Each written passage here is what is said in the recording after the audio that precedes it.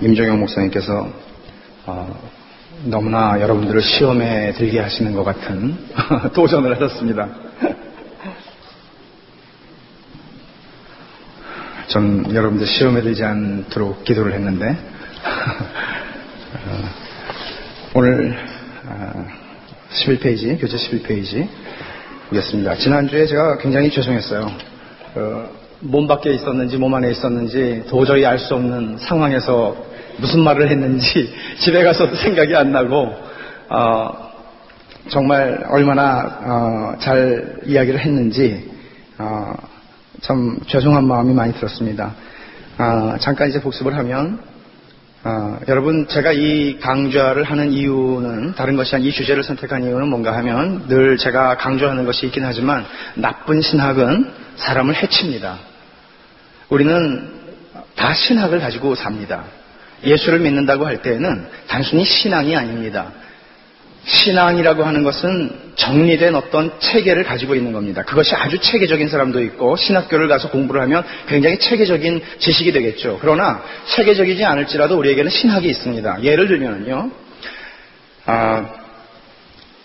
제가 오늘 아침 새벽 예배 때 여기서 얘기를 한 건데요, 병이 걸렸어요. 요즘에 욥기를 여러분 읽으시지 않으신 분들도 계신가요 혹시? 이제 시작한 건데 욥기를 보시면 욥기 세상에 저는 지금도 그래요.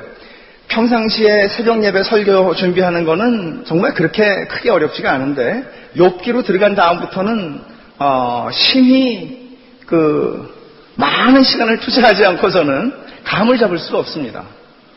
전도서도 마찬가지입니다. 굉장히 어려운 성경이에요. 그러니까 욥기에 대한 주석을 보면 제각기 다 딴소리를 한다는 거예요. 주석을 보면 볼수록 더 헷갈려요. 그래서 굉장히 특히 고난의 문제를 다루고 있잖아요. 도대체 이 고난이 어디서부터 온 거냐? 내가 왜 이 고난을 당해야 되냐? 훈수 두는 사람 세 친구가 저마다 훈수를 두잖아요. 틀린 소리나 하면은 확 밟아버릴 텐데 원칙적으로는 다 맞는 소리들을 하고 있단 말이죠. 이게 사실은 나쁜 신학이에요. 그 사람들이 가지고 있었던 게, 그 친구들이 가지고 있었던 게 나쁜 신학이에요. 제가 여기서 많은 얘기를 하지는 않겠습니다. 왜냐하면 금요일, 토요일, 일요일 저녁 3일 동안에 김영국 목사님이 오셔서 욥기에 대한 강의, 욥기와 전도서 그리고 하박국에 대한 이 성경 3권, 성경 전체 중에서 66권이니까 22분지 1을 떼시는 것입니다. 3일 동안. 여러분들 다 오실 뿐만 아니라 좀 모시고 오세요. 제가 너무 선전을 하면은 이게 싸구려가 될 것 같아서 선전을 못 하겠는데, 제가 또 이렇게 보증을 해놓고 또 어떻게, 나중에 저한테 찾아오세요. 정말, 한국말을 사용할 줄 아는 강사 중에서는 이 본문을 가지고 가장 잘 다룰 수 있는 분입니다. 개인적으로는 제가 그분에게서 많이 배웠고, 대학교 때요. 참 설명을 잘 하시는 분이십니다. 그래서 여러분들에게 정말 특별히 이 문제가 고난의 문제를 다룬다는 점에서 우리하고 상관없는 사람, 고난하고 상관없이 사는 사람 하나도 없잖아요. 다 나름대로의 설명이 안 되는 걸 갖고 살잖아요. 근데 훈수 두는 사람들은 저마다 설명해 주거든요. 남의 일에 간섭이나 지 거나 잘 챙기지? 간섭을 한단 말이에요. 너 이렇게 해서 이렇게 된 거야. 아니 땡굴뚝에 연기 나랴. 온갖 속담들을 가지고 이제 얘기를 해요. 이 신학이에요. 나쁜 신학. 예를 들면 병이 생겼는데, 암이 생겼는데 그거는 당신 죄 때문이야. 저는 옛날에 그걸 봤어요. 제가 어린 시절에 다니던 교회에서 어떤 신실한 집사님이 암으로 이제 돌아가시게 되었는데 그분한테 끝까지 와서 회개하라고 그래요. 이것처럼 나쁜 신학이 없어요. 예수님께서 장님 소경, 태어날 때부터 소경된 자를 고쳐주실 때에도 마찬가지였죠. 사람들은 자기들의 신학이 있었는데 그건 나쁜 신학이에요. 나쁜 신학은 그냥 나쁜 신학으로 그냥 있는 게 아니라 해쳐요, 사람을. 그렇기 때문에 성경을 통해서 우리가 예수 믿는다고 그러지만 우리는 성경적인 신학을 가지고 믿지 않는 그러니까 정말 성경적인 신학이다, 성경에 의해서 검증된 신학이다 하지 않는 것들이 세상에서 배운 상식, 우리의 선조들로부터 물려받은 이야기들, 그저 사람들이 다 동의할 수 있는 이야기들, 이런 것들이 우리의 신학을 형성하게 되면 신앙이 자라지도 않을 뿐더러 사람을 해치게 됩니다.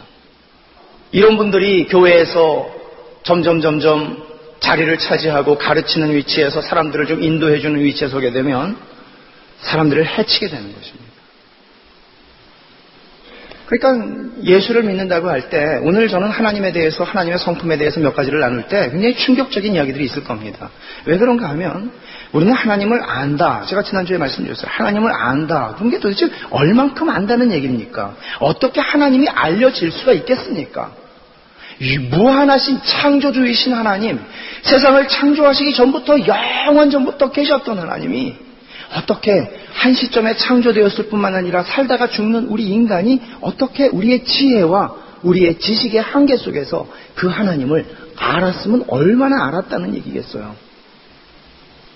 어떻게 보면요, 예수를 잘 믿으면 믿을수록 아는 척 할 수가 없어요.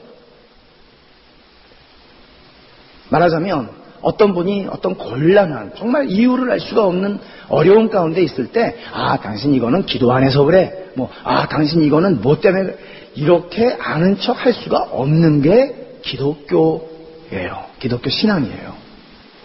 우리가 잘 믿으면 믿을수록, 하나님을 더 깊이 알면 알수록 더 몰라야 되는 거예요. 여러분, 하나님을 더 알면 알수록 우리가 더 많은 걸 알게 된다면 교만해지죠. 교만해질 수밖에 없는 것입니다. 그러나 하나님을 알면 알수록 분명히 더 안 거예요. 더 알았는데 내가 느끼는 내 의식세계 속에서는 그 절대주의신 하나님에 대해서 내가 너무나도 모른다는 사실을 받아들이게 되는 것입니다. 그런 이야기들을 오늘 좀 하게 될 겁니다. 그리고 또 하나는 중요한 것은 지난주에 제가 말씀드렸던 것 가운데, 하나님을 안다고 할 때 성경을 떠나서 하나님을 알 수가 없습니다. 묵상을 하고 산꼭대기에 올라가서 명상을 한다고 해서 하나님을 아는 게 아닙니다. 하나님은 이 성경을 통해서 우리에게 알려지시기로 결정하신 것입니다. 그러니까 하나님을 아는 것과 하나님에 대해서 아는 것은 차이가 있습니다만은 우리는 하나님을 직접 알기 위해서 knowing about God, 하나님에 대해서 아는 것을 밀어내면 하나님을 알 길이 없는 겁니다. 하나님을 체험하기 위해서 산꼭대기에 올라갈지라도 성경책을 놔두고 올라가면은 하나님을 제대로 알 수가 없다는 얘기입니다. 다시 말하면 하나님에 대해서 아는 것과 하나님을 아는 것, 다시 말하면 경험적으로, 인격적으로 내가 그분을 만나는 겁니다.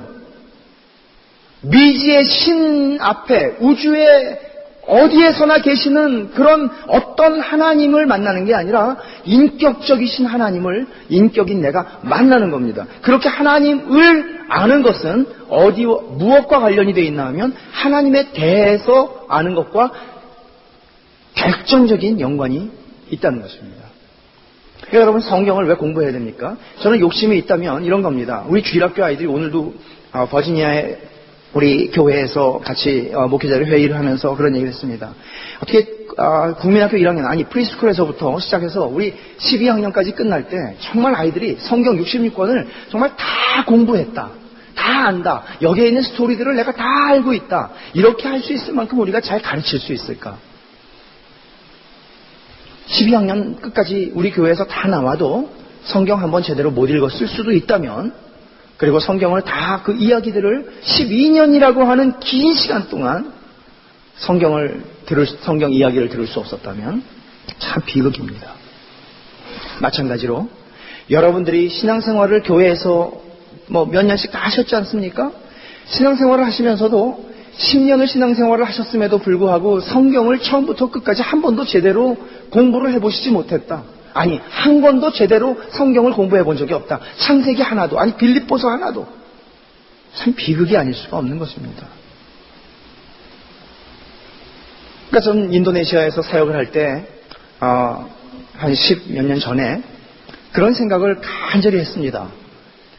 인도네시아의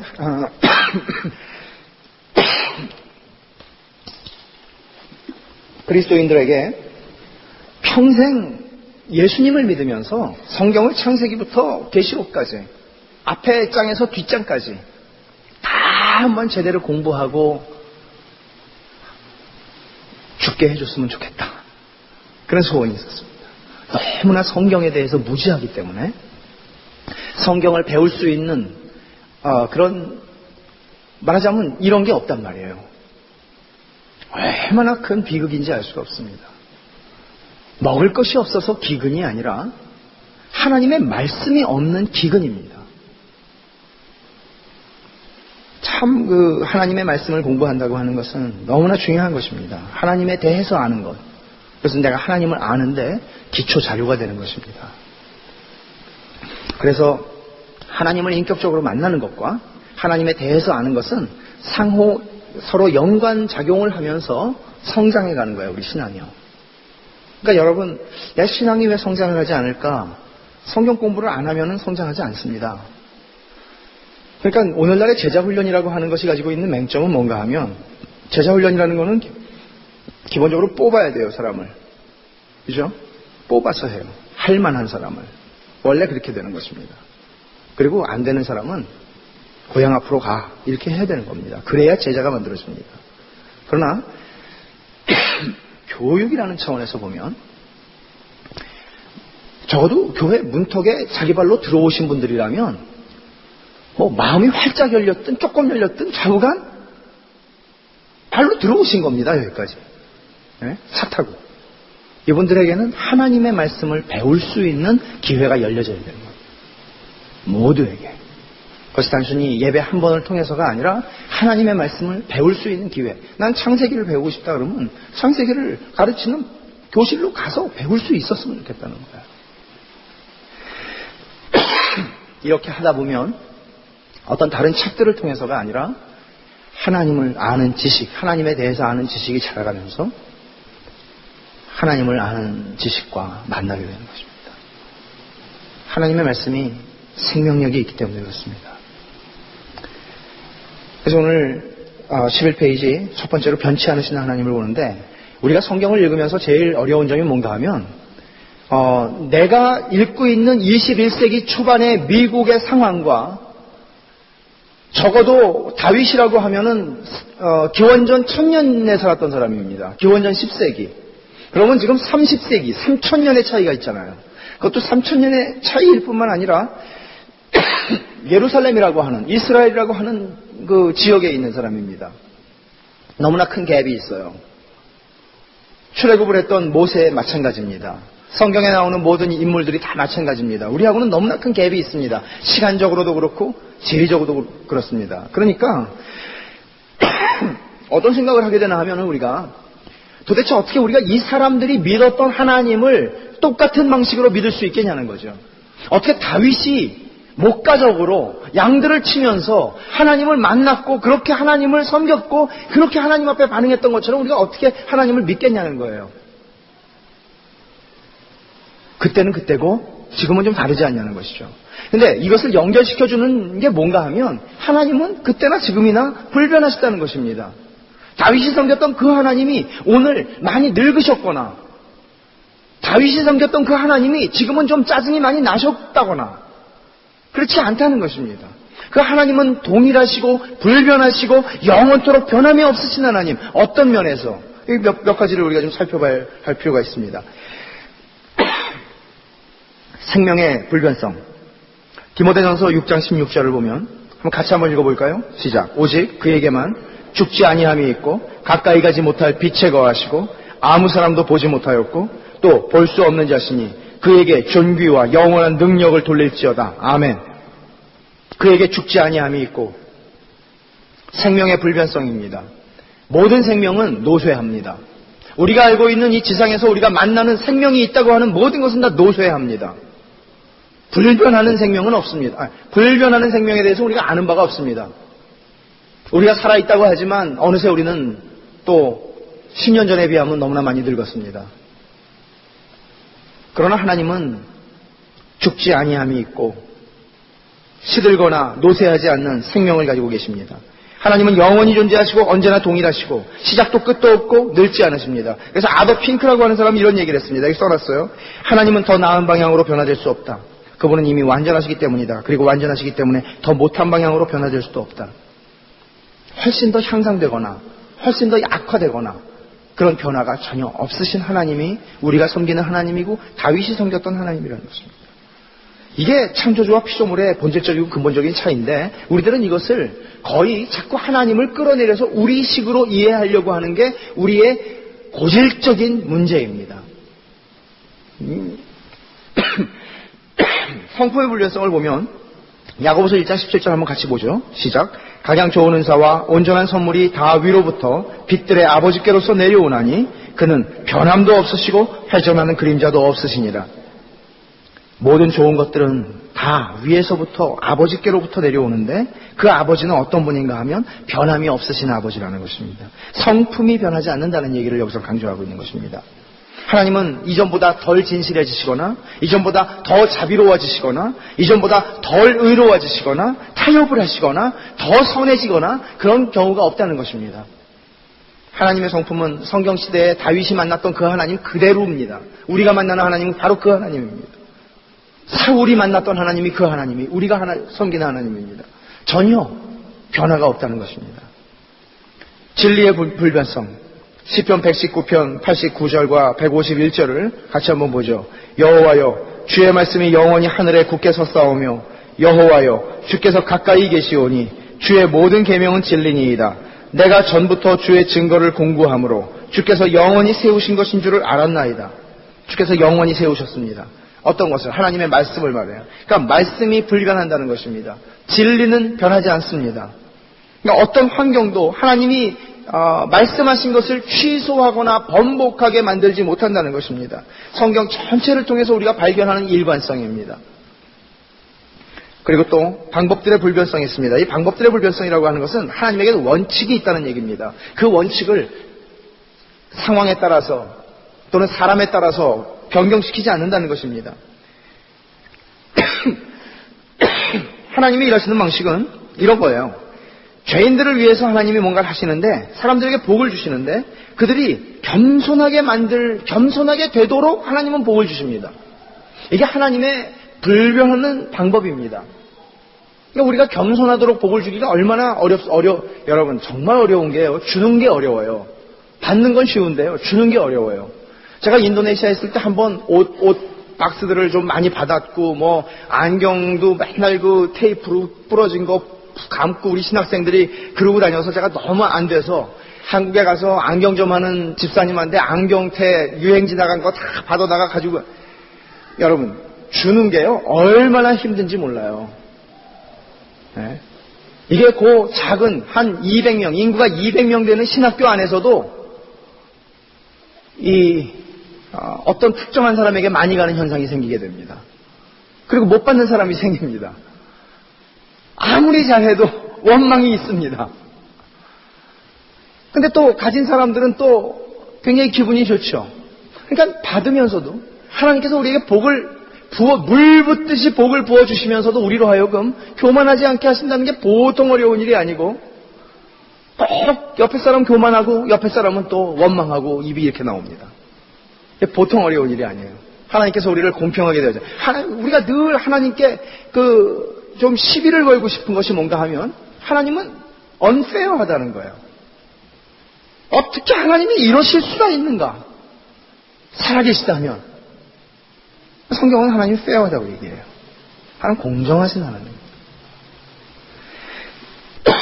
그런 것들이 어떻게 나타나나 하면요. 모든 영광을 하나님이 받으시게 되는데 신자들이 약속한 선물을 기다리게 하나님은 만드세요. 선물을 기다리게 만드세요. 가장 좋은 것과 은사들과 이것들을 기다리게 만드세요. 그런데 어떻게 기다리게 만드세요? 기도함으로써 우리에게 하나님께서는 그것들을 다 보류하고 계시단 말이에요. 그것을 얻기 위해서 우리가 기도하게 하시고 기도해서 얻은 것이기 때문에 우리들은 귀하게 여기게 되고 이것이 내가 애쓰고 힘써서 쟁취한 것이 아니라 하나님이 나에게 거저 주신 하나님의 선물이라고 고백할 수 있게 만드는 방식으로만 하나님은 우리에게 주시기를 원하십니다. 그러니까 우리는 하나님하고 뭘 하나 하면은, 그래요? 하나님 안 주실래요 나한테? 까짓 거 나도 내 머리 굴려서 한번 해보지요. 이렇게 하고 가면은 얻으면 얻는 만큼 망하는 겁니다. 각양 좋은 은사와 좋은 것들이 하나님, 빛들의 아버지이신 하나님께로부터 오는 것이 아닌 것을 내 힘으로 얻으면 얻는 만큼 망하는 겁니다. 망합니다. 우리를 겸손케 하시고 이런 일들을 행하심에 있어서 하나님의 방법은 기도를 통해서 자기의 백성들을 간섭하시고 자기의 백성들에게 말씀하시는 하나님의 방법은 절대로 변함이 없습니다. 목적들의 불변성은 하나님은 결코 후회하지 않으신다는 것입니다. 완전한 지식과 통제의 기초에서 행하시기 때문에 하나님께서는 어떤 비상사태가 일어나서 하나님의 목적을 갑자기 바꿔야 되는 상황이 일어나지 않는다는 것입니다. 하나님이 이 시간 속에서 하시는 일, 역사 속에서 하시는 일밖에 우리는 알 수가 없습니다. 그렇죠? 역사라고 하는 것은 시간과 공간이 생기면서 역사가 시작이 됩니다.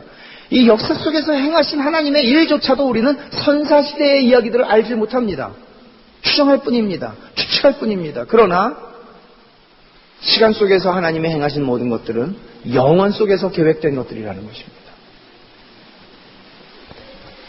그러니 우리가 뭘 제대로 알 수가 있겠습니까? 하나님에 대해서 말이죠. 그러나 분명한 것 하나는 하나님은 영원 속에서 계획된 일을 시간 안에서 수행하시기 때문에 절대로 당황하시는 법이 없습니다. 여러분, 우리가 아무리 재주가 좋을지라도 하나님을 당황하게 할 재주는 없습니다. 하나님을 당황하게 할 재능을 가진 사람은 세상에 없습니다. 아담과 하와가 우리에게 늘 논란이 되는 선악과를 따먹었을 때 하나님은 당황하시지 않았습니다.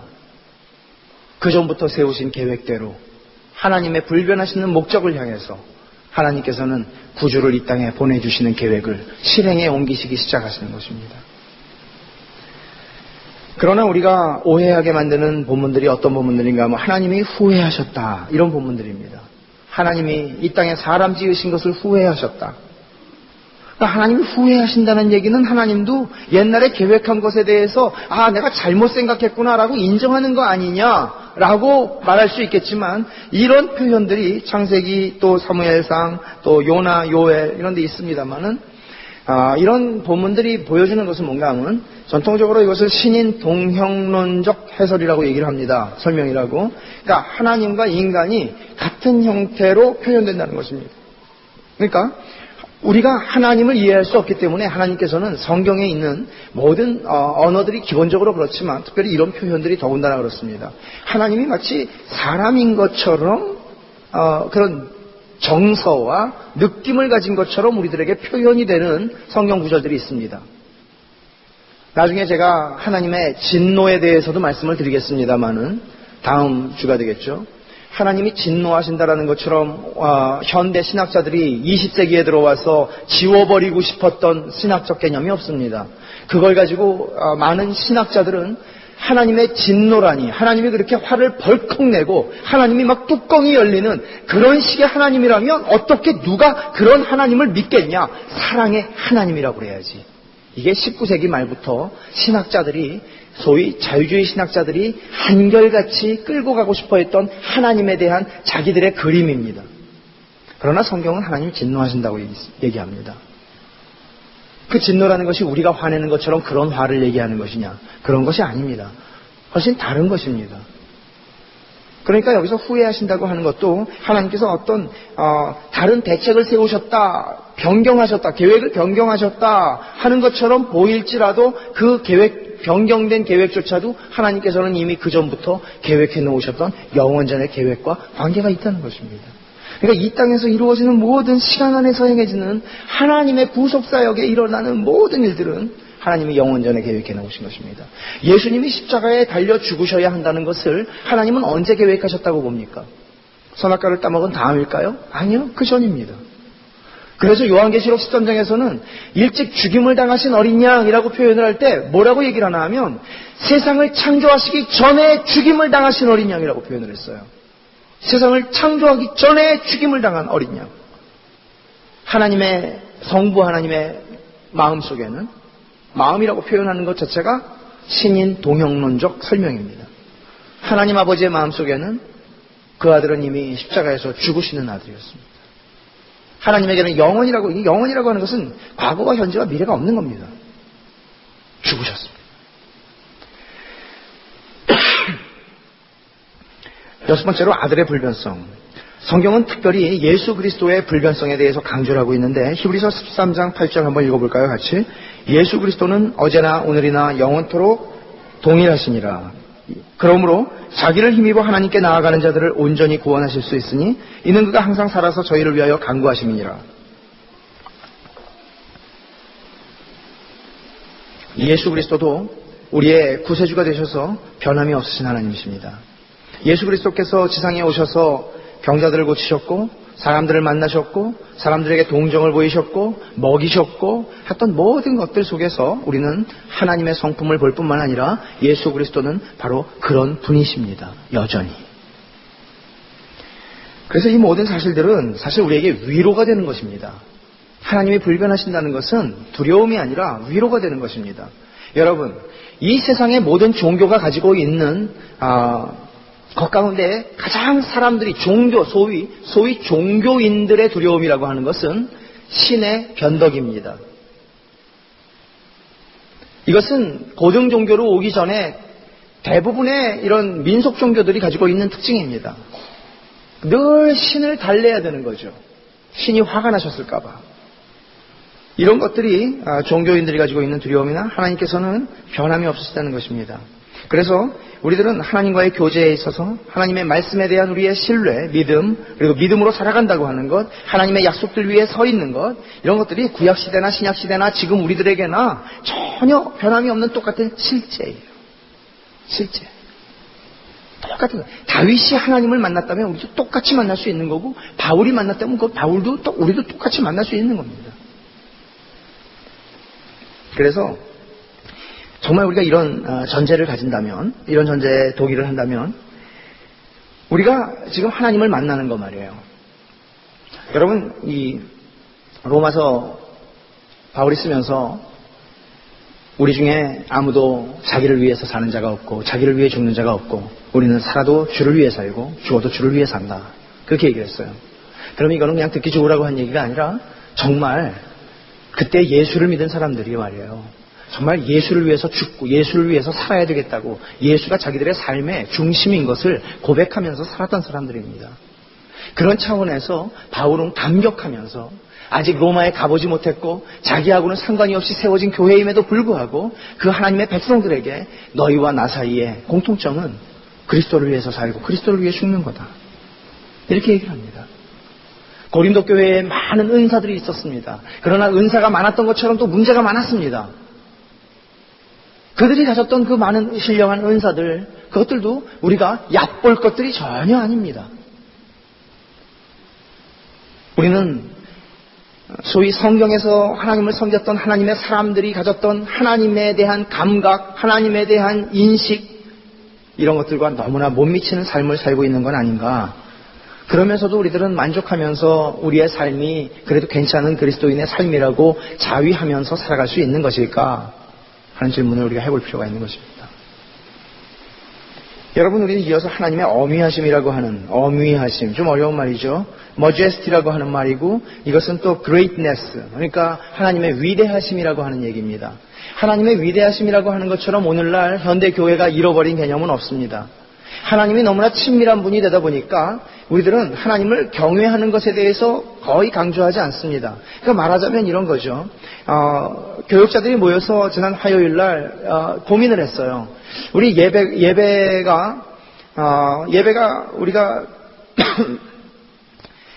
여러분들도 다 느끼시는 거고 우리가 경험하는 거지만은 우리 예배 10시에 시작하면 10시에는 사람들이 많이 안 계시거든요. 제가 빨리 오라는 말씀을 드리려고 하는 말씀이 아니라 이거 중요한 걸 지금 말씀드리려고 예를 드는 거예요. 이렇게 하면서도 또 빨리 오시라는 얘기를 하는 거죠. 예배가 시작이 10시에 하지만 대개 10시 반에 들어오시는 분들이 많이 계시죠. 이런저런 많은 이유들이 있을 겁니다. 그러나 이 소위 우리 펠로십 교회에서 드리는 예배 같은 것은 이 강대상이 이렇게 좀 뭔가 경건한 맛이 있는 강대상이 없고 이렇게 이 무슨 성가대 지휘자가 쓰는 이런 거죠. 그리고 또 땡땡땡 하는 뭔가 이런 거, 또는 파이프 오르간 같은 거, 이런 것들이 없습니다. 그러니까 그냥 이렇게 무대가 쫙 이렇게 커튼이 열리면서 이렇게 시작이 되는 거죠. 그러면서 노래가 나오고, 현대식 예배예요. 이런 현대식 예배가 가지고 있는 이 하나님의 이 위대하심이라고 할까? 하나님에 대한 경외감이라고 할까? 그분 앞에 눌리는, 마치 모세가 산에 올라가서 하나님을 만날 때 자기 신발을 벗지 않을 수가 없었고, 아브라함이 땅바닥에 바짝 엎드릴 수밖에 없었던 어떤 그런 거겠죠. 이사야가 하나님을 만났을 때, 내가 죽게 되었구나. 하나님을 죄인이 봐가지고는 나 죽을 수밖에 없는데 내가 죽게 됐구나. 그렇게 느꼈던 그런 거겠죠. 그런 것들이 이렇게 땡땡땡 묵도하심으로 예배를 시작하겠습니다 하면은 약간 좀 달라요. 그건 우리는 괜히 뭔가 가슴이 두근두근 땡땡땡 소리와 함께 두근두근 하기도 하고, 그러면서 뭔가 이 하나님이 이제 입장하시나 보다, 이런 느낌을 가진단 말이에요. 근데 우리는 가톨릭 성당을 가면 더 그렇죠. 뭔가 귀신이라도 나올 것 같은, 하나님이 안 나오시면 이런 게 있어요. 근데 과연 그런 외형적인 형식에 의해서 우리가 하나님의 위대하심을 억지로 인식을 시키는 것 쪽으로 가는 것이 좋다라는 것이 아니에요. 어떻게 하면 우리가 하나님 앞에 서 있다고 하는, 그분은 나의 친구라고, 벗이라고도 하셨지만 그분은 천지를 창조하신 절대적 하나님이요, 그분 앞에서는 열방들도 물에 불과한, 통에 한 방울 물에 불과한, 세상을 없앨 수도 있는 그런 절대자 앞에 우리가 섰다고 하는 그런 인식을 우리는 어떻게 가질 수 있는가? 아까 우리가 부른 노래가 있잖아요. 내가 그리스도와 함께 십자가에 못 박혔나니 그런즉 이제는 내가 산 것이 아니요 내 안에 그리스도께서 사신 것이라. 여러분, 내가 그리스도와 함께 십자가에 못 박혔습니다. 그것은 단순히 십자가에 못 박힌 저 사람을 보라라고 했던 그 사람이 아니에요. 그분은 사실 천지를 창조하신 하나님이시란 말이에요. 그 천지를 창조하신 하나님과 함께 내가 십자가에 못 박혔습니다. 그리고 그분이 나의 삶 안에 들어오셨습니다. 천지를 창조하신 절대주가 내 안에 사십니다. 이것은 가슴 벅차다고만으로, 그런 표현만으로는 만족할 수가 없는 그런 이야기입니다. 감당이 안 되는 얘기죠. 감당이 안 되는 것을 우리는 믿고 사는 것입니다. 그러나 우리는 너무나 자연스럽고, 우리는 너무나 당연하고, 너무나 익숙하고, 이것이 우리들에게 하나님을 자꾸 오해하게 만드는 부분들입니다. 그래서 이 하나님의 어미하심이라고 하는 주제는요, 성경에 나올 때마다 같이 등장하는 짝이 있습니다. 그게 뭔가 하면 예배하라라고 하는 단어입니다. 하나님의 어미로우심, 크심, 위대하심은 언제나 예배하라는 것과 만납니다. 여기 성경 말씀 몇 개 읽어볼까요? 시편 48편 1절. 고라자손의 시 곤노래 시작. 여호와는 광대하시니 우리 하나님의 성 거룩한 산에서 극진히 찬송하리로다. 뭐랬어요? 광대하시니 이거예요. 그러니까 어떻게 하라고요? 찬송하라고요. 시편 95편 3절 시작. 대저 여호와는 크신 하나님이시요 모든 신 위에 크신 왕이시로다. 오라 우리가 굽혀 경배하며 우리를 지으신 여호와 앞에 무릎을 꿇자. 이것은, 그래서 예배를 잘 드린다고 하는 것은 단순히 예배를 드릴 때 기도할 때 눈 감으세요, 손을 모으세요, 노래를 부를 땐 일어서세요, 그리고 손도 드세요, 이렇게 하는 걸 배워서 예배가 제대로 되는 것이 아닙니다. 예배는 어미로우신 하나님을 만날 때 예배가 내 속에서부터 일어나는 것입니다. 이런 것들이 우리 안에서 경험이 되어야 합니다. 우리의 개인적인 삶 속에서, 우리의 공동체의 삶 속에서, 오이코스에서 같이 하나님에 대한 이야기들을 나누다가 우리들은 갑자기 땅바닥에 머리를 다 박지 않을 수가 없는 그런 상황을 가끔은 만났으면 좋겠습니다. 하나님의 말씀을 우리가 일상적으로 어제도 읽었고 그제도 읽었고 10년째 읽는 하나님의 말씀이지만, 하나님의 말씀을 읽고 묵상하는 가운데 어느 말씀에서 딱 내 심장에 뭔가가 꽂혀서 어미로우신 하나님을 만나서 그 하나님 앞에 정말 무릎을 꿇며 울 수 있는 그런 일들도 우리에게는 가끔은 있어야 될 것입니다. 그저 감상적이고 우리들에게 얼마든지 우리의 감정을 일으킬 수 있는 상황 속에서만 반응하는 것이 아니라 하나님에 대한 지식이 있고 그 지식이 우리 안에서 묵상이 됨을 통해서 그것을 하나님께서 우리에게 확인시켜 주시는 그런 순간을 우리는 가져야 합니다. 하나님의 인격성을 강조하는 것이 오늘날의 현대 기독교가 강조하는 부분입니다. 하나님의 인격성은 다시 말하면 뭔가 하면 하나님의 내재성이라고도 얘기합니다. 하나님은 우리 안에 계시다. 하나님은 우리와 함께 계시다. 그러나 하나님이 우리와 함께 계시다. 우리 안에 계시다 하는 표현만큼 중요한 것은 하나님의 하나님 되심을 나타내는 것은 하나님은 우리와 절대로 함께 하실 수 없으시다는 표현입니다. 절대로 하나님은 인간과 함께 하실 수가 없는 하나님. 초월하신 분. 하나님은 절대주의십니다. 이것이 함께 강조가 되어야만 우리는 제대로 하나님을 알게 되는 것입니다. 그러니까 하나님은 인격적이다라고 하는 강조 속에서 우리들은 자칫 하나님의 어미로우심, 크심, 초월성 이런 것들을 놓치기가 쉽다는 것입니다. 다시 말하면 정말 위대하신 하나님, 초월하신 하나님, 절대주의신 하나님께서 우리 안에 들어오셨다는 것입니다. 있을 수 없는 일이 일어나는 것입니다. 하나님에 대한 올바른 개념을 가지기 위해서 우리들이 몇 가지 생각할 것들이 있습니다. 여러분 시편 성경책 갖고 오셨으면 시편 139편을 한번 찾아보시겠습니까?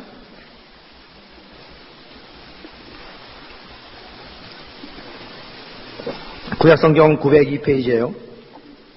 시편 139편. 여러분 제일 먼저 우리가 하나님에 대한 올바른 개념을 가지기 위해서는 하나님을 작게 만들 만한 제한들을 우리가 없애는 것이 굉장히 중요합니다. 그러니까 시편 기자가 여기서 묵상하고 있는 게 뭔가 하면 하나님의 임재에서 우리는 피할 수가 없다 이거예요. 내가 화장실에 가고 내가 어디를 가서 내가 어디 가서 혼자 있을지라도 내가 어디에 숨어 있을지라도 하나님을 피할 수 없다. 그것은 하나님이 계신다는 것입니다. 하나님은 어디에나. 이것이 7절부터 10절에 보면은 이렇게 말하고 있어요. 내가 주의 신을 떠나 어디로 가며 주의 앞에서 어디로 피하리이까. 내가 하늘에 올라갈지라도 거기 계시며 음부에 내 자리를 펼지라도 거기 계십니다. 내가 새벽 날개를 치며 바다 끝에 가서 거할지라도 거기서도 주의 손이 나를 인도하시며 주의 오른손이 나를 붙드시리이다. 어디도 피할 수가 없다는 거예요. 나를 아시는 두 번째로 나를 아시는 하나님의 지식에서 피할 수가 없어요. 하나님은 나의 모든 것을 아시는 하나님이라는 거예요. 1절부터 5절에 보면은 이렇게 표현합니다. 여호와여 주께서 나를 감찰하고 아셨나이다. 주께서 나의 앉고 일어섬을 아시고 멀리서도 나의 생각을 통촉하시고 나의 길과 눕는 것을 감찰하시고 나의 모든 행위를 익히 하시고 여호와여 내 혀의 말을 알지 못하는 게 하나도 없습니다. 주께서 나의 전후를 두르시며 내게 안수하셨나이다. 전후를 두르셨다는 얘기는 이런 거예요. 마치 옷 깃을 다 끝까지 마무리하는 것처럼 완전히 빠짐없이 나를 다 전후로 두르셨다는 것입니다. 나에 대해서 알지 못하는 게 없어요. 내 입술의 말이 아니에요. 내 혀의 말이에요. 바깥으로 나오기 전부터 하나님이 다 아신다는 거예요. 하나님이 나를 아는 지식, 거기서 우리는 피할 수 없는 사실. 그런 것을 시편 기자는 알았습니다. 또 하나는 욥기에 있는 부분인데 여러분 욥기 다 읽지는 않겠습니다. 욥기는 이제 금요일, 토요일, 주일날 할 거니까 욥기 38장부터 40장에 보면은 하나님이 질문을 하세요. 계속 욥기에 마무리되는 부분이죠.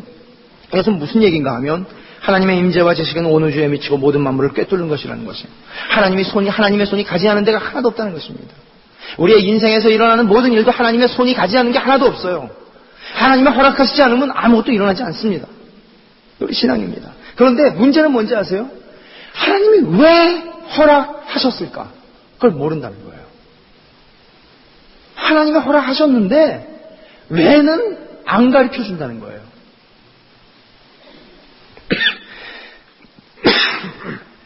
우리가 크게 여기는, 뒤에서 제가 하나님의 지혜에 대해서 얘기할 때 좀 다루도록 하죠. 우리가 크게 여기는 권세나 힘들과 하나님을 비교해 보십시오.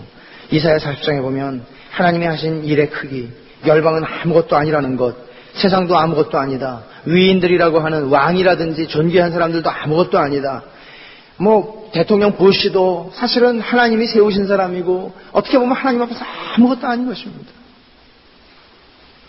별들도 하나님의 권세 안에 있습니다. 그러니까 여러분 이런 말씀들을 그냥 그거 모르는 소리야, 다 아는 소리지, 유년부 주일학교 옛날에 교회 어렸을 때부터 다녔던 어떤 분들은 다 들은 소리죠. 그래서 뭐예요 이게? 여러분 이 말씀이 우리 안에서 묵상이 되는 것이에요. 저는 한 번은 인도네시아 한 미전도 종족을 복음화하기 위해서 오랜 시간을 날마다 하나님 앞에 손을 들고 그 민족을 위해서 기도를 하는데 늘 마음에 그 방문하는 날짜가 다가올수록 겁이 나는 게 거기에 기다리고 있는 거기에 그 족장, 뭐 추장이라고 해도 되고 족장, 그 족장이 얼마나 완고한지 그게 마음에 걸려요. 그 사람은 절대로 마음을 열 것 같지가 않아요. 여는 정도가 아니라 저희들을 호의적으로 대하지도 않을 뿐더러 저희들을 아주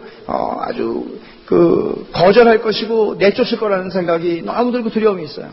근데 하나님께서는 왕의 마음을 바꾸시는 것을 물의 보화 같이 바꾸신다. 잠언 25장 1절에 있는 말씀을 그때 주시는데 그 말씀이 얼마나 큰 힘이 되는지 하나님께서는 기껏해야 그 추장 하나 그거 마음 못 바꾸시겠어요? 그 하나 바꾸셨어요. 정말로. 그래갖고 그 민족에게 복음의 문이 열리게 됐어요. 여러분 정말 하나님께서 하시는 일들 놀랍습니다. 하나님께서 우리가 아무것도 아닌 것처럼 한 구석에서 무릎 꿇고 앉아서 하나님 앞에 기도하지만 하나님께서는 그것을 통해서 왕의 마음을 바꾸시고 위정자들의 마음을 바꾸실 수 있는 하나님입니다. 문제는 그런 하나님 적용을 하면 하나님에 대한 잘못된 생각들을 교정하는 것이 필요합니다. 우리 자신에 대해서 잘못된 생각도 교정해야 됩니다. 우리 그러죠. 기도해도 하나님이 듣지 않으신다. 내가 기도한 건 잊어먹으셨나 보다. 이런 생각. 하나님의 어미하심을 믿는 일에 더딘 것을 회개하라. 우리가 하나님의 크심을 믿질 못해요. 딱 눈앞에 하나님하고 대통령이 있으면 대통령이 더 커 보이는 거죠. 네? 우리의 직장에 보스가 있고 하나님이 계시면 보스가 더 커 보이는 거예요. 그래서 여기 마지막에 써놓은 걸 한번 보세요. 우리는 하나님의 어미하심을 묵상하는 가운데 그 내용들을 우리 마음에 새겨넣음으로써 새로운 힘을 지니게 되는 것을 발견할 때까지 여호와를 앙망해야 한다. 이것이 참된 묵상이요 묵상의 능력이다. 리처드 러블레스라고 하는 신학자가 있는데 그분이 미국 교회 역사를 연구를 하면서 그 교회 역사에서 소위 우리가 잃어버리고 있는 성화, 그리스도인이 성화된다 그러잖아요. 성화되는데 거기서 깨어진 틈이 있다. 그런 얘기를 하면서 그 깨어진 틈을 뭐라고 얘기를 하는가 하면은 여러분 묵상이다 그렇게 얘기를 했어요. 제가 지난주에도 아마 묵상에 대해서 좀 강조를 했던 것 같아요. 묵상은 우리의 성화의 깨어진 틈이라고 그랬어요. 잠잠히 앉아서 묵상하는 시간이 없어요. 제가 플래너를 쓰는데 거기에 오늘 아인슈타인이 한 얘기가 나와 있더라고요. 제가 그런 거 안 읽는데 어떻게 오늘은 또 할 일이 없어가지고 읽었어요. 메모하다가. 아인슈타인이 뭐라고 그랬나 하면은 나는 고독한 시간을 너무나 많이 가졌는데 그 고독한 시간이 나의 크리에이티브 마인드, 창조적인 생각을 하도록 얼마나 많이 부추겼는지 모른다는 거예요. 예수 없이도 하나님 없이도 우리가 그냥 조용히 시간을 보내고 명상을 하면 도움이 돼요. 그런데 우리가 하나님 앞에서 하나님이 우리에게 주신 주옥과 같은 생명과도 같은 이 말씀들을 묵상을 하는데 보내는 시간이 없다는 것은 우리의 천박함, 우리의 얄팍함을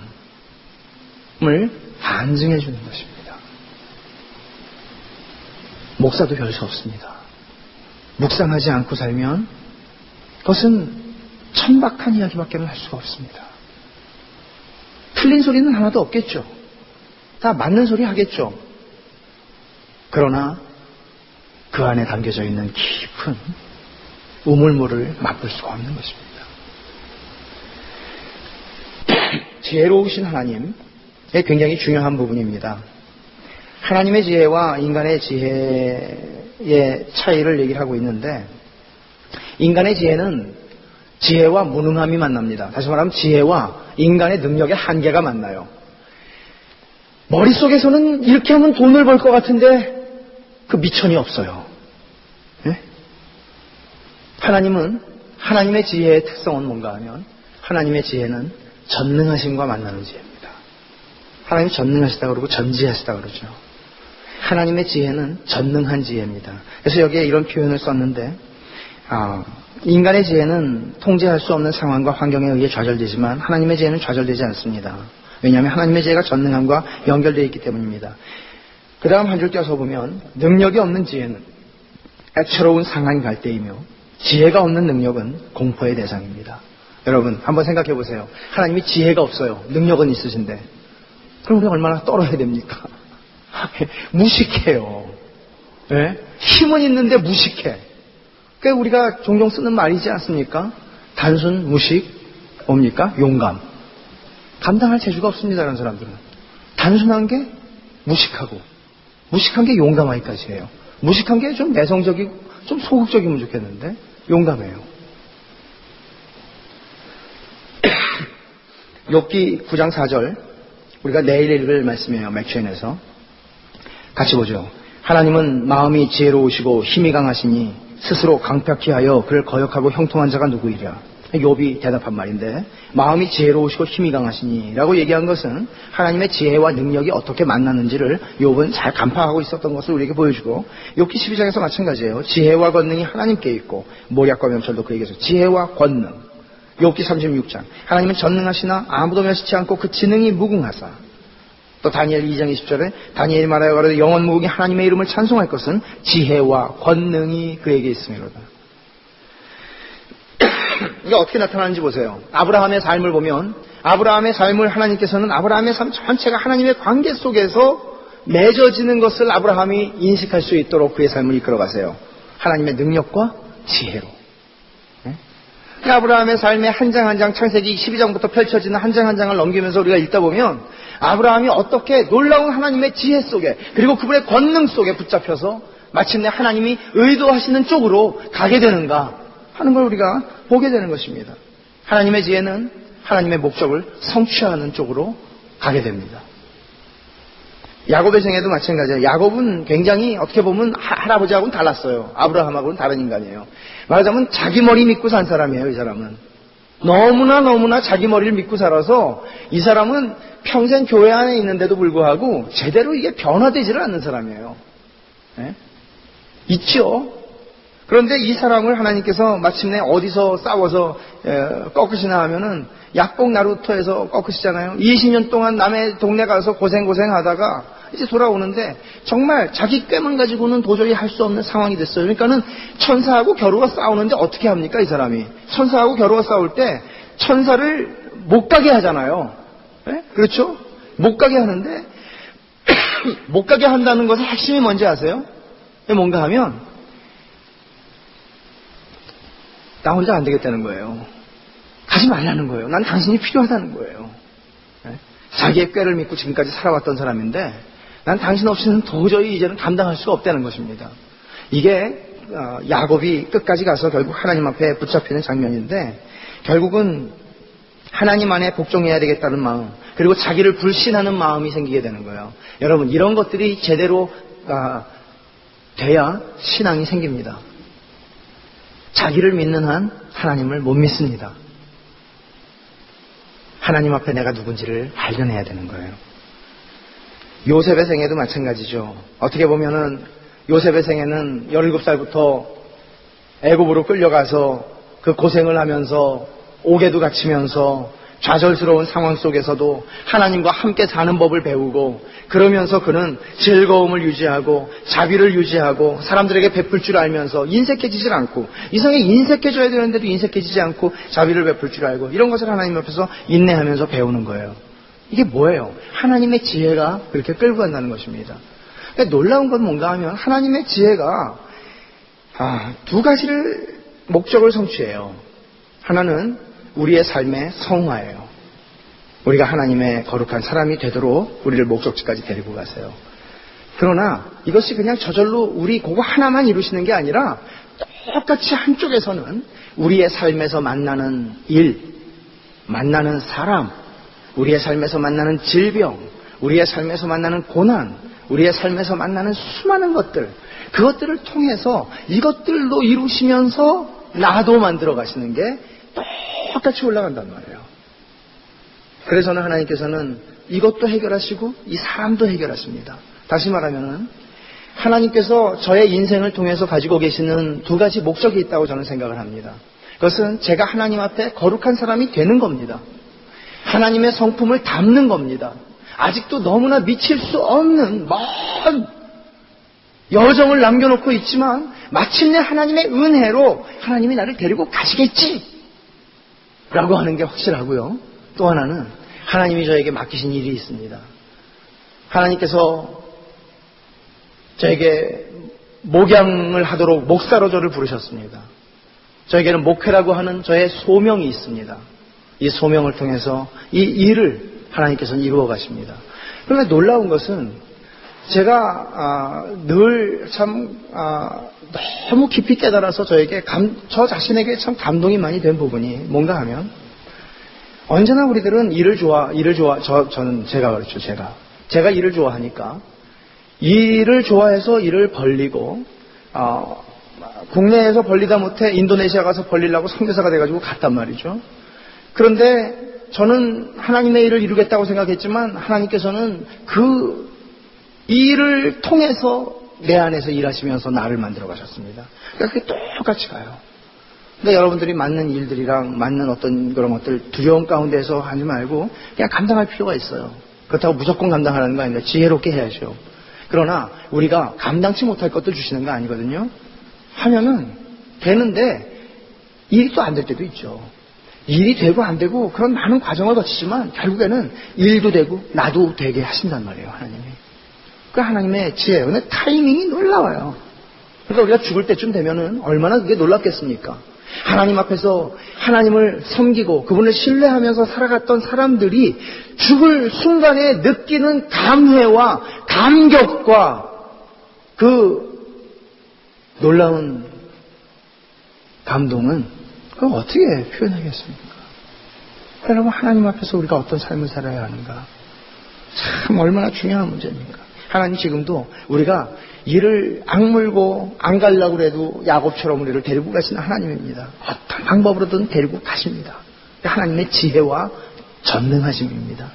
그러니까 아브라함, 야곱, 요셉을 만드신 하나님의 지혜가 우리 삶에 동일하게 역사하는데 적용을 보면 첫 번째는 당황하거나 낙심하지 말라는 거예요. 여러분들이 어떤 예기치 못한 인생의 사건들을 만날 때도 하나님의 지혜가 우리를 글로 데리고 가는 거니까 우리가 당황할 이유가 하나도 없다는 거예요. 하나님이 뭘 위해서 지금 이렇게 하시는 걸까? 이렇게 생각을 해야 되는 것입니다. 여기 참 중요한 얘기가 있어서 제가 줄을 걸었습니다. 종종 십자가가 가장 무거울 때 성부와 성자와의 교제가 가장 생생하고 달콤하며 그리스도인의 기쁨이 가장 크다. 여러분, 이건 도대체 얼마나 귀중한 진리입니까? 우리가 부요하고 심령이 부요하고 심령이 부요할 때 어떻게 우리가 하나님과의 생생한 교제를 맛보고 경험할 수 있겠습니까? 심령이 가난해지지 않고서는 천국을 맛볼 수가 없는 것입니다. 그리고 좌절스럽고 괴로운 상황에 내재된 하나님의 목적을 지금 당장 볼 수 없을 때, 대부분이 그래요. 대부분이 볼 수가 없어요. 그럴 때 그것들이 하나님께로부터 온 것으로 여기고 하나님께서 우리에게 그 안에서 어떤 반응을 요구하시는지, 하나님 이런 일에서 내가 어떻게 해야 되는 겁니까? 나보고 어떻게 하라는 것입니까? 하고 하나님 앞에서 그 반응, 하나님 내가 어떤 반응을 해야 하나님 앞에 합당한 것입니까? 그리고 그 문제들과 관련해서 하나님의 얼굴을 구하는 것입니다. 이게 욥이 무려 40장에 걸쳐서 했던 일입니다. 하나님을 저주하지 않고, 욥이 잘못한 것도 많아요. 저주하지 않고 끝까지 인내, 견디는 거예요. 그래서 결국은 참 이 입이 간질간질해요. 하면은 금요일 날 또 들을 거고. 근데 뭐 저하고 똑같이 안 하실 거예요. 저보다 훨씬 잘 하실 거니까. 예고편. 한마디로 하나님이 욥에게 고난을 주신 이유가 뭘까요, 여러분? 아시는 분 계십니까? 펠로우십 교회를 졸업시켜드리겠습니다. 욥에게 고난을 주신 이유가 뭐예요? 하나님이 물질로, 자식으로, 이런저런 것들로 축복하시니까 하나님을 믿고 섬기고 따르는 것입니다. 라고 하는 사탄의 말이 틀렸다는 것을 증명하려고 주신 거예요. 허무합니까? 하나님의 지혜예요.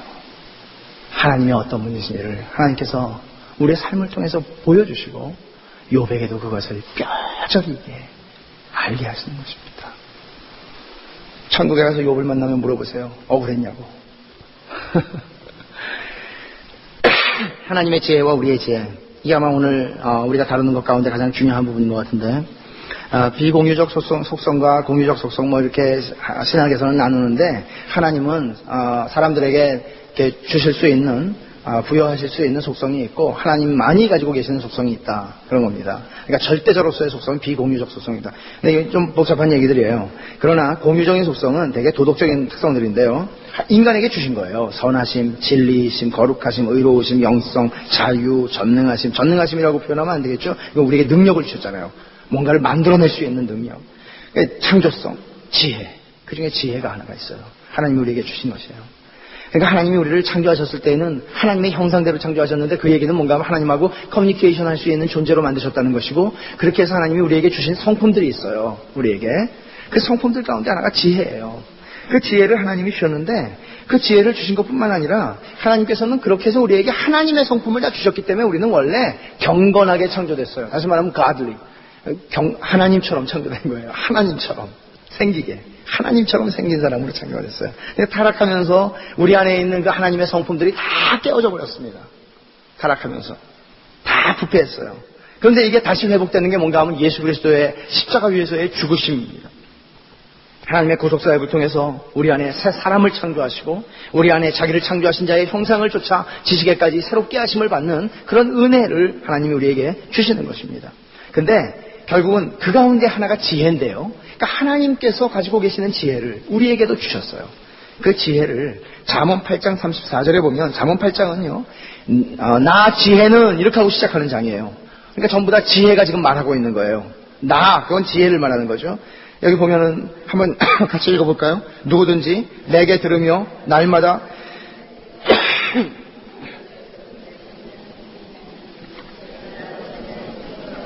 여호와께 은총을 얻을 것임이니라.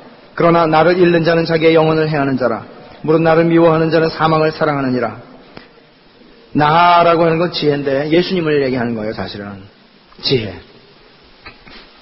여기 보면은 잠언 9장 4절 제가 보면 무릇 어리석은 자는 이리로 돌이키라. 지혜 없는 자에게 이르기를.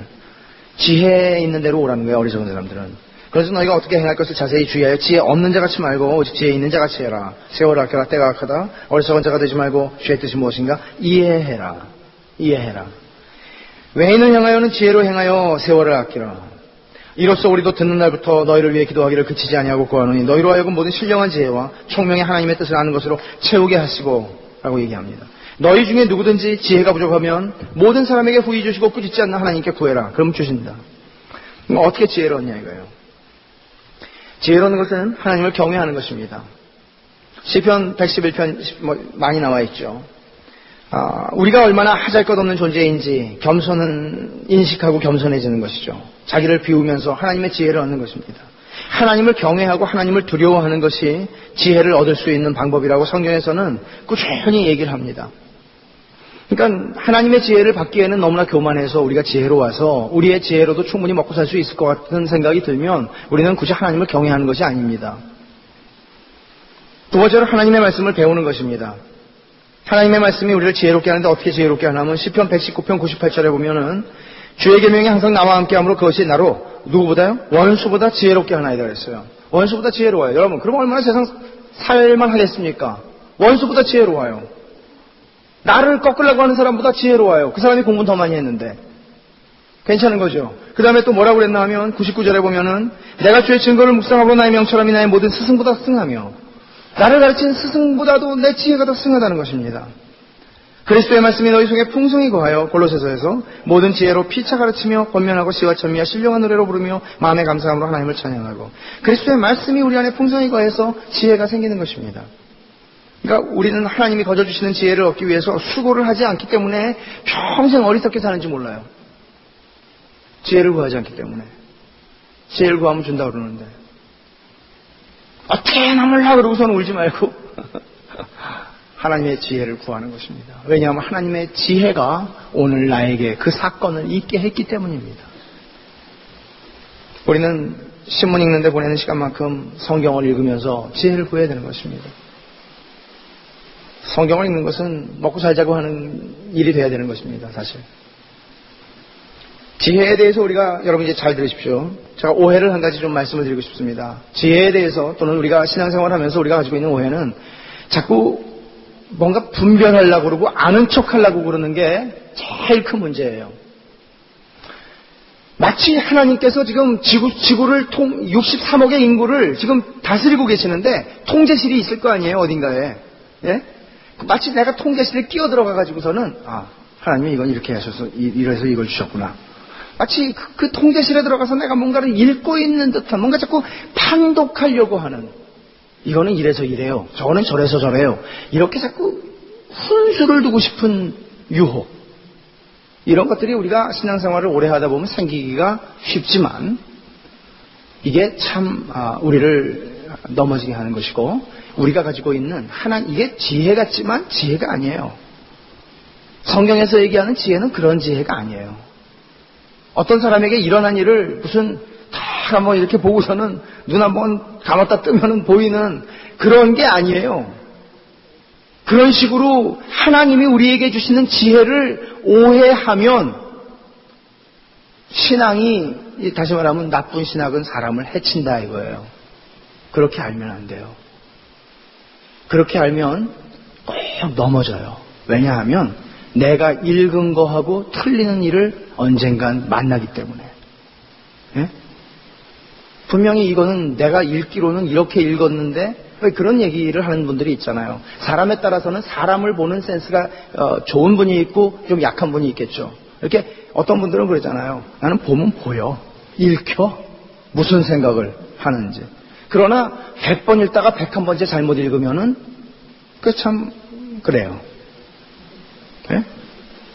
우리가 영적으로도 마찬가지예요. 신앙이 참 좋아서 이렇게, 왜 신앙이 너무 좋은 분들의 눈을 피하고 싶지 않습니까? 가령 저 같은 사람 이렇게 헛소리를 하면 안 된다는 것을 제가 보여드리려고 그러니까 이렇게 눈을 좀 무서워하게끔 하게 되면 또 이게 안 된단 말이에요. 그러니까 지혜라고 하는 것은 그런 것이 아니다. 여기 한번 볼까요? 일반적으로 지혜에 대한 오해, 제가 잠깐 읽겠어요. 일반적으로 많은 그리스도인들은 지혜를 우리 주위에서 일어나고 있는 일들의 섭리적인 의미와 목적에 대한 깊은 통찰력, 즉 왜 하나님이 어떤 경우에 그렇게 하셨는지, 또 앞으로 어떻게 하실지를 깨닫는 능력이라고 가정하는 실수를 범한다. 이것은 무슨 특별한 사건이 일어날 때 그것을 토대로 하나님의 은밀한 목적에 대한 메시지를 판독해내는 것과 내려는 것과는 전혀 다른 것이다. 오히려 반대로 지혜의 은사란 이런 능력과는 상관없고 우리가 그런 방면에 무능하다는 것을 전제하는 것이다. 무슨 얘기인지 아시겠습니까? 우리가 아무것도 모른다는 사실 앞에 하나님의 지혜를 얻게 된다는 거예요. 네? 딱 보고 이렇게 읽으려고 그러시지 말고요. 이런 면에서 현실주의라고 하는 것은 굉장히 중요한 기독교에서 강조하고 있는 것입니다. 기독교 신앙을 가지고 있으면서 낭만적인 비현실주의로 간다는 것은 굉장히 위험한 것인데, 이런 지혜를 오해하는 데서부터 우리가 어디로 가게 되나 하면 낭만적인 비현실주의로 가요. 우리의 머릿속에 또는 우리의 생각 속에 해석의 틀을 갖다 놓고 그 틀에다가 맞추기 시작하면 그렇게 된다는 거죠. 현실을 인정하려고 하지 않는 거예요. 지금 내가 아파요. 감기가 들었어요. 또는 지금 우리 애가 지금 문제가 있어요. 근데 그것을 자꾸 우리는 현실을 현실로 보려고 하지 않고 믿음으로 이렇게 자꾸 해석을 한단 말이죠. 잘 해야 됩니다. 현실주의라고 하는 것은 이런 거예요. 우리가 신앙을 가진다는 것은, 하나님이 우리 인생을 이끌고 가시는 것은요, 마치 정도가 있어서 하이웨이로 그냥 달리는 거라면 55마일 그냥 딱 크루즈 맞춰놓고 가면 얼마나 편하겠습니까만은 안 그렇습니다. 도대체 길이 꼬불꼬불하고 어떻게 되는지 알 수가 없을 만큼 우리의 인생에 가는 길들이 그렇습니다. 그러니까 운전하는 것에 비유하자면, 우리가 운전대를 가지고 하나님이 우리의 생애를 하나님의 지혜 가운데 인도해 가세요. 근데 우리의 지혜는 앞에 무슨 길이 나타날지, 오른쪽으로 꺾일지 왼쪽으로 꺾일지 몰라요. 우리 인생에 앞으로 1년이 남았던 5년이 남았던 20년이 남았던 몰라요.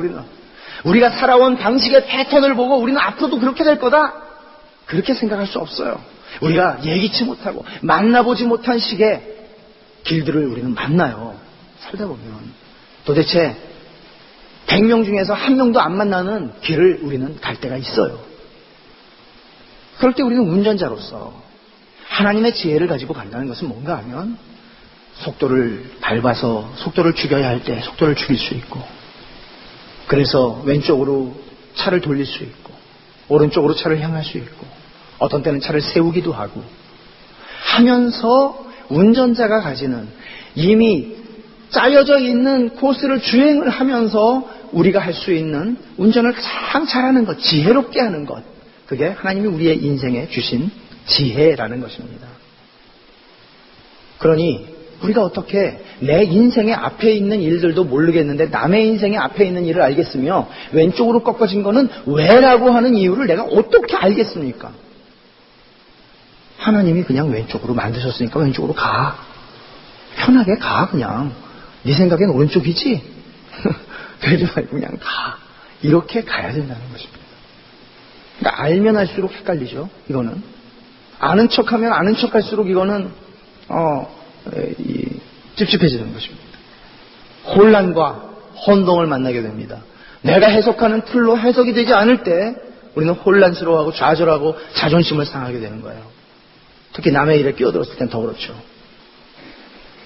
전도서의 메시지를 한번 보죠. 전도서라고 하는 거는요, 전도서 그러면 무슨 복음 전도자가 쓴 거, 설교자라고 하는 뜻이에요. 설교자다 그런 뜻이에요. 근데 전도서 1장 2절에 보면은 솔로몬이 전도서를 왜 썼을까? 여러분, 전도서도 되게 어려운 성경이에요. 예고편입니다. 이게 금요일, 토요일, 주일날 바이블 아카데미.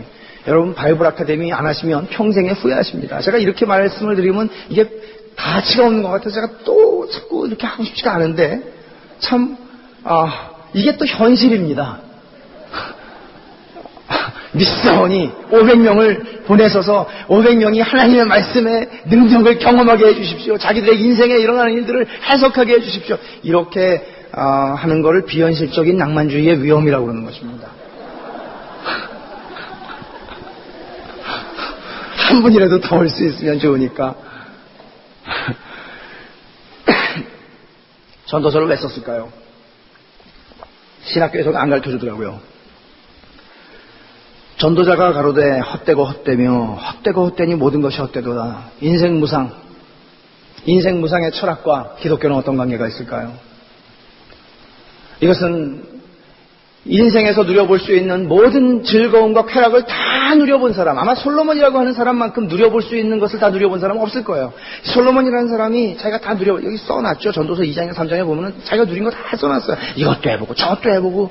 부인이 1000명이었습니다. 이 사람이.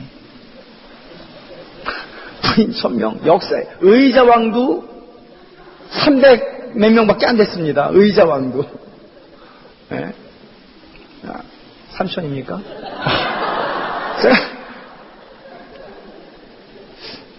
제가 대학교에서 사학 전공했는데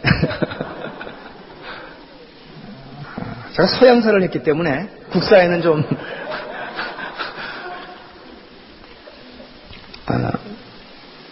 다 누렸습니다. 그런데 이 사람이 헛되고 헛되다니까 냉소주의자가 하는 얘기죠. 냉소주의. 아주 시니컬한.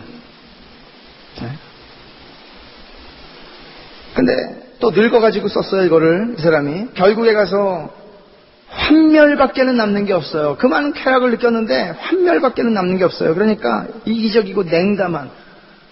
우리는 누려보지 못했으니까 그런 말도 못해요, 사실. 누려보구나? 이렇게 할 수 있었으면 또. 이 사람은 냉담한 노인의 고백인가 하는 거예요. 아니면은 정말 해 아래 아무것도 행복을 찾는 건 불가능하다. 하나님에게서 행복을 찾아야지 해 아래 행복을 찾을 거 하나도 없다. 이런 고백이겠습니까? 솔로몬이 전도서를 왜 썼을까요? 설교자가, 전도자가 제자에게 전하려고 했던 것, 자기의 제자에게 하고 싶었던 말이에요. 늙은 왕이 젊은 이들에게, 자기의 제자들에게 하고 싶었던 얘기예요. 이게 뭔가 하면 첫 번째 명철, 지혜죠. 지혜를 그릇되게 추구하는 것에 대해 경고를 하고 있어요. 지혜라고 하는 것은 광범위한 지식과 같은 게 아니에요. 책을 연구해서 얻어지는 게 아니라는 거예요. 책을 공부만이 하면 번뇌가 많다. 솔로몬이 그러셨습니다. 공부 못하시는 분들이 얼마나 행복합니까, 이게.